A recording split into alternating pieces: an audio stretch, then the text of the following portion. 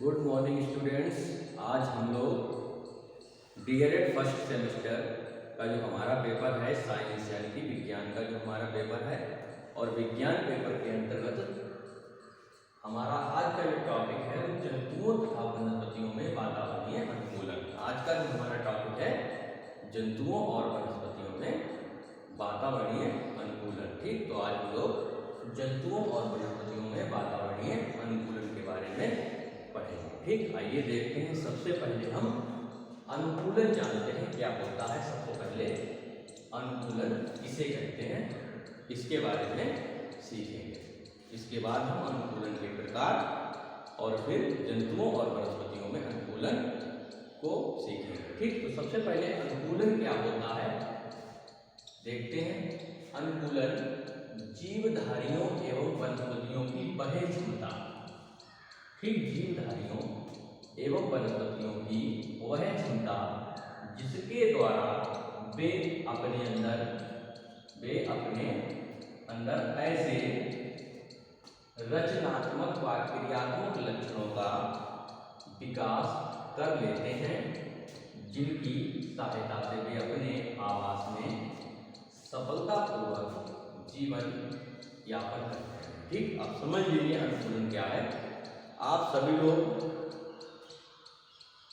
देखते होंगे या आप सभी लोग जानते भी होंगे कि कोई भी जीवधारी हो, चाहे पौधा हो चाहे जंतु हो, अपने अनुसार वातावरण में रहना चाहता है या फिर वातावरण को अपने अनुसार बदलना भी चाहता है। तो अनुकूलन जो है एक प्रकार की ऐसी प्रक्रिया है जिसमें क्या होता है कि कोई भी जीवधारी जो होता है अपने अंदर कुछ ऐसी क्षमताओं को विकसित कर लेता है जिन क्षमताओं के आधार पर वह वातावरण में जीवित रह सके।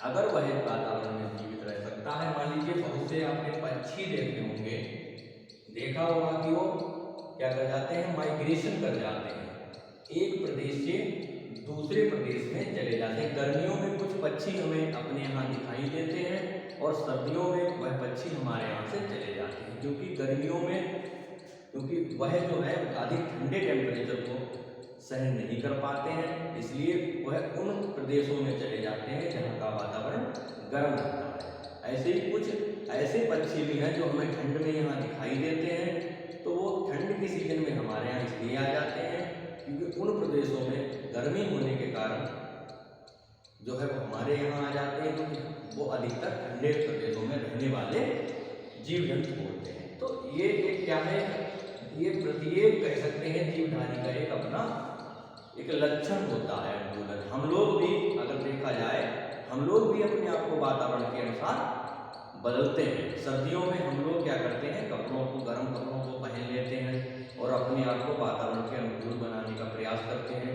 गर्मियों में हम लोग फैन चलाते हैं, एसी चलाते हैं, ठंडा पानी पीते हैं, तो अपने आप को उस गर्मी वाले वातावरण के अनुसार बदलने की कोशिश करते हैं।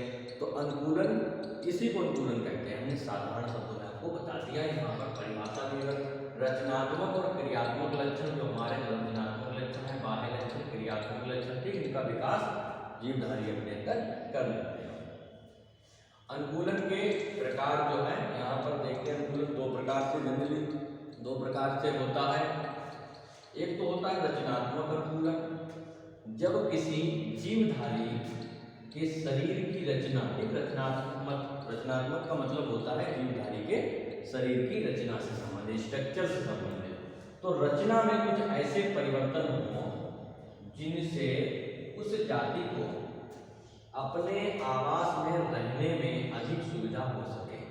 ठीक, यानी कि कह सकते हैं कि उसके संरचना में कुछ ऐसे परिवर्तन दिखाई देने लगे, कुछ ऐसे चेंजिंग दिखाई देने लगे जिनके आधार पर वह अपने आवास में आसानी से रह सके, आसानी से जीवन व्यतीत कर सके।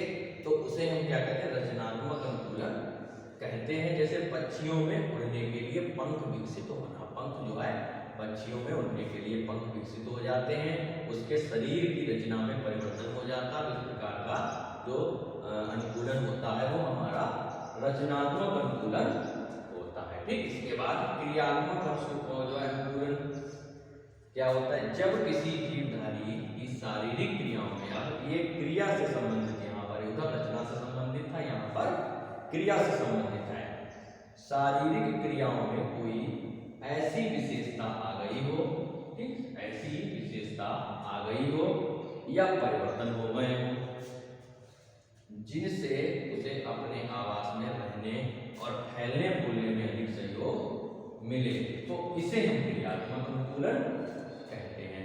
जैसे कि चूहों में यहाँ लिखा, मरुस्थलीय जो चूहे होते हैं उनको कम पानी की आवश्यकता होती है, ठीक, जो मरुस्थलीय चूहे होते हैं उनको कम पानी की आवश्यकता होती है, कम पानी में जीवित रह सकते हैं, इसलिए जो है वो अपने वातावरण में आसानी से जीवित रह सकते हैं, मरुस्थलीय स्थानों पर आसानी से जीवित रह सकते हैं, ठीक। तो उम्मीद है कि यहाँ तक का आपने जो है ये जो है सीख लिया होगा, इसको जरा देख लीजिए, इसका स्क्रीनशॉट भी आप लेना चाहें तो ले सकते हैं।